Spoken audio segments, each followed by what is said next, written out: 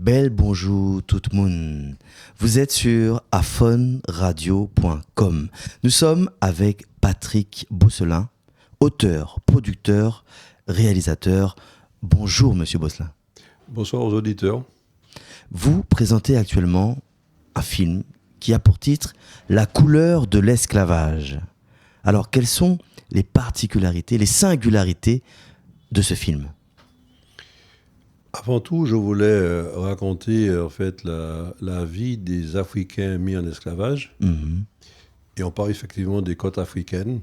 Oui. Et le terrible voyage qu'ils ont pendant 2 mois, la traversée et puis arriver dans les îles, qu'est-ce qui se passe ? En fait, le film repose surtout sur la vie des esclaves, historiquement parlant. C'est pas un film de fiction, c'est pas un film...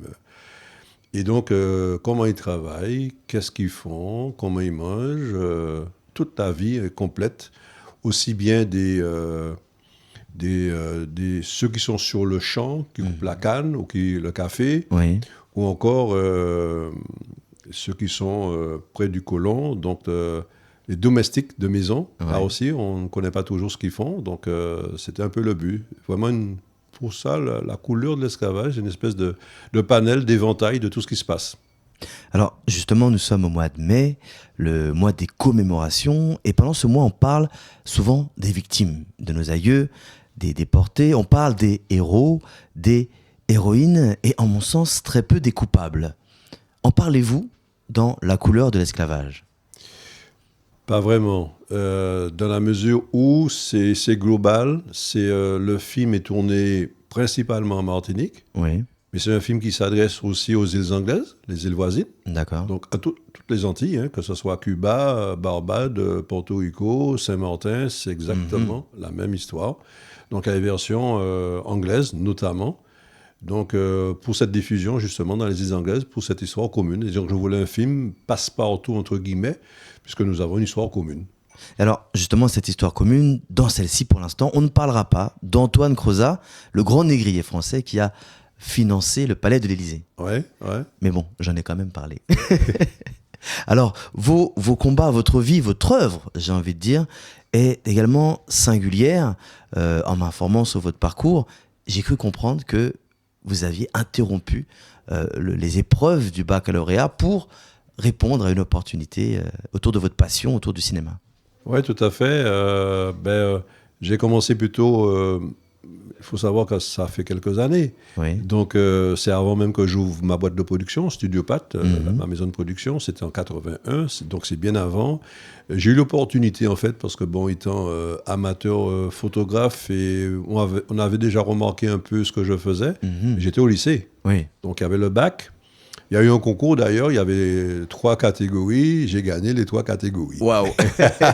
Félicitations. Ça a commencé bien. Oui. Bon, mais je ne pensais pas arriver où j'en suis.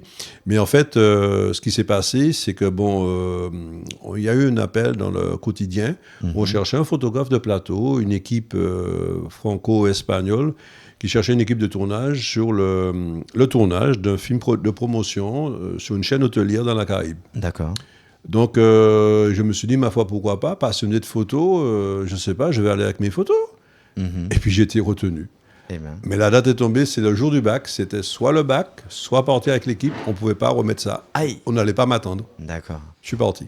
Vous avez suivi donc le cœur, la passion. Ouais, je suis parti. Eh bien. Et donc, j'ai pas de bac. Ah oui. Je ne suis pas retourné après. Bah oui, non. C'est bon. Et donc, Je dirais maintenant, c'est même pas cette mode. même si pour les jeunes qui nous entendent, qui sont en train de passer, il faut aller jusqu'au bout. Oui. Sauf si on a une réelle excuse. Oui, bien sûr. Alors, justement, dans ces combats que vous avez menés, il y en a un qui m'a interpellé, c'est que, si j'ai bien compris, il y a un moment, il était impossible de créer une entreprise, une boîte de production autour du cinéma dans les dom-toms.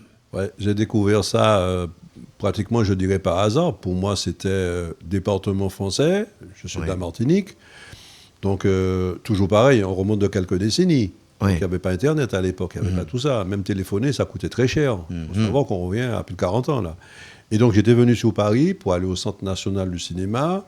Entre-temps, j'ai acheté aussi quelques bouquins et notamment le code qui régit le cinéma français. D'accord. Et à ma grande surprise, je crois que 3e ou 4e pas, c'est assez... les lois cinématographiques de la production ne s'appliquaient pas à l'outre-mer. Donc je suis allé réclamer, entre guillemets, moi, comme ça, Oui. au CNC, le rue de Lubeck à l'époque, je me rappelle bien, et rencontrer un monsieur qui a bien voulu me recevoir, et qui m'a dit, monsieur, faites vos films sur les cocotiers. Ah bon. Ils m'ont pas pris. Ah ouais, ils m'ont pas pris. Ah ouais, c'était quasiment... mais non, ils m'envoyaient balader, quoi. Ouais. De manière, vous me dérangez, là, allez faire vos trucs, Ouais. on s'en fout, quoi, totalement. Je dis, mais c'est pas des départements français, il y a un truc. Donc, eh ben, rentré au pays, je me suis rapproché des politiques, et notamment feu Émile Maurice, qui est ancien président du Conseil général de la Martinique, avec les élus. Donc, je ne dis pas de les convaincre, ils ont été convaincus tout de suite. C'est vrai qu'il y avait quelque chose qui n'allait pas. Et on est arrivé, de par ma demande, à modifier la loi.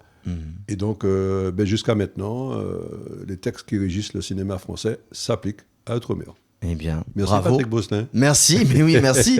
Merci. Donc Ça va vous savez toujours. que quand il y a un problème, il y a une solution. Ouais. Et vous les avez mis en action pour les trouver et les réaliser. Et vous avez bien sûr remporté de nombreuses récompenses, même trop. Pour les citer, je dirais, mais pas trop, Ouais, je vous en souhaite pas- encore de nombreuses. Ouais. Mais c'est-à-dire que là, je ne peux pas faire la liste. J'invite celles et ceux qui nous écoutent ou vous regardent à se renseigner. Vous avez été reconnu lors de différents événements.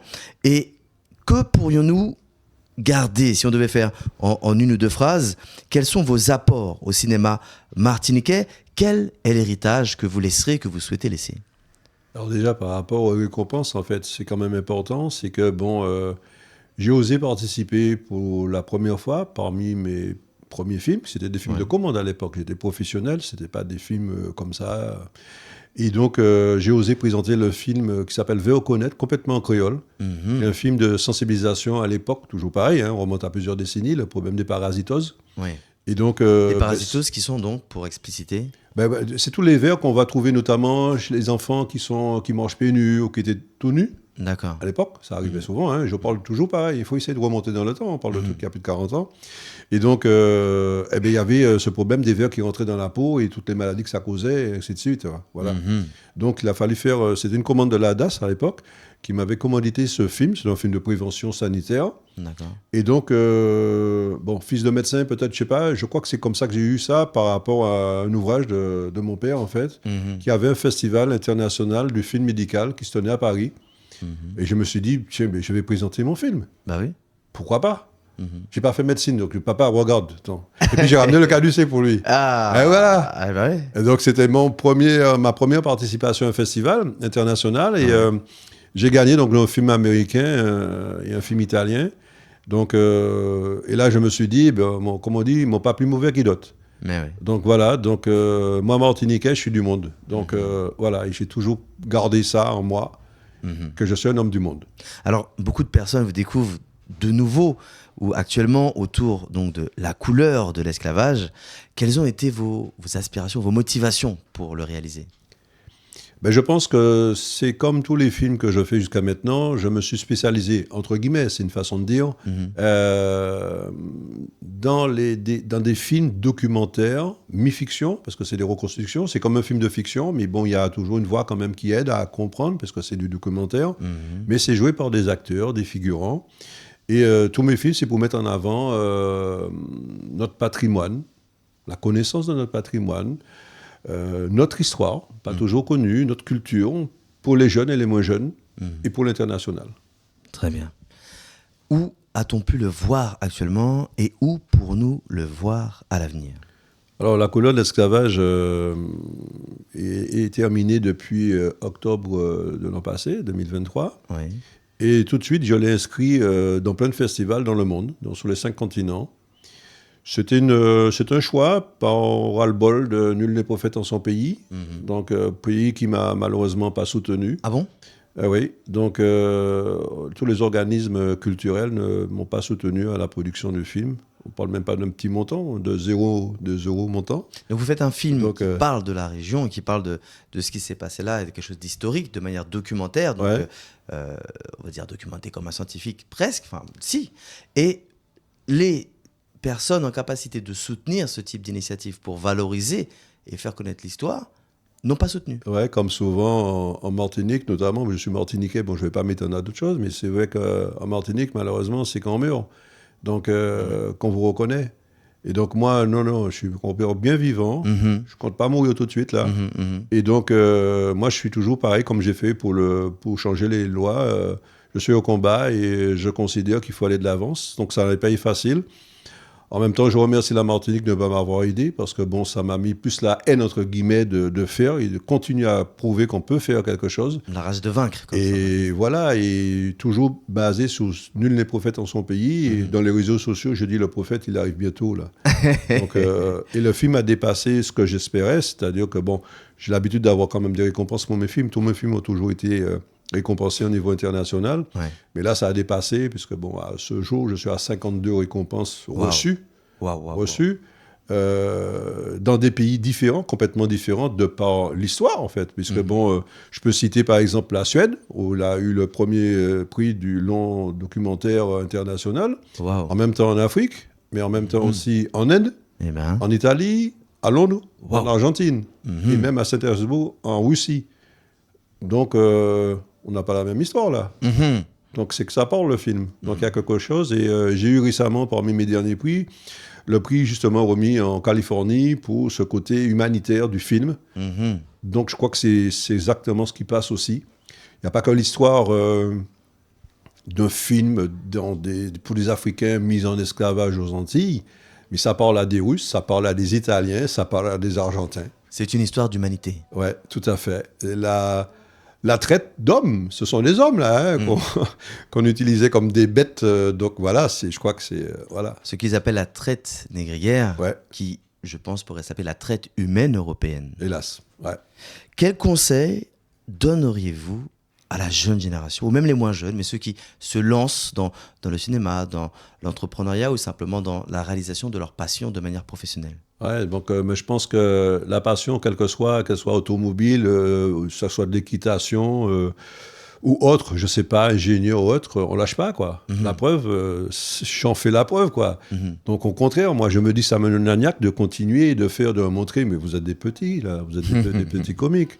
Donc vous êtes complètement à côté et c'est dommage pour le pays et je vais à l'encontre de tout ça, en fait. Et donc quand on veut faire quelque chose, mais c'est pas facile. Mais qu'est-ce qui est facile? Rien n'est facile. On croit souvent, même les grands artistes et les grands sportifs, ou je ne sais, juste pour citer cela, un artiste, ça bosse, quoi. Ça répète, ça recommence et ça prend des calottes.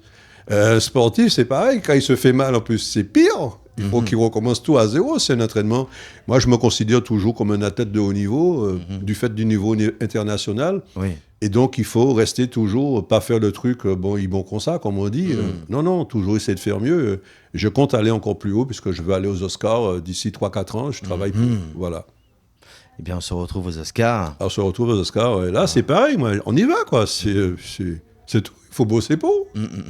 Ça va pas se faire tout seul. Hein. Exactement. Donc, à toutes et tous, je vous invite à voir où est diffusé aujourd'hui, demain et bientôt à venir La couleur de l'esclavage. Donc, réalisé et produit par Patrick Beaucelin. Je vous pose la question sur Afon Radio, ma question, un petit peu d'égoïsme, mais ça ne parle pas de moi. Ouais. Monsieur Beaucelin, si vous pouviez changer le monde, que changeriez-vous dans le monde ? Ah ben, je crois que ce qui a, je dis le mot, foutu le monde en l'air, c'est l'argent. J'ai pas de solution pour remplacer l'argent.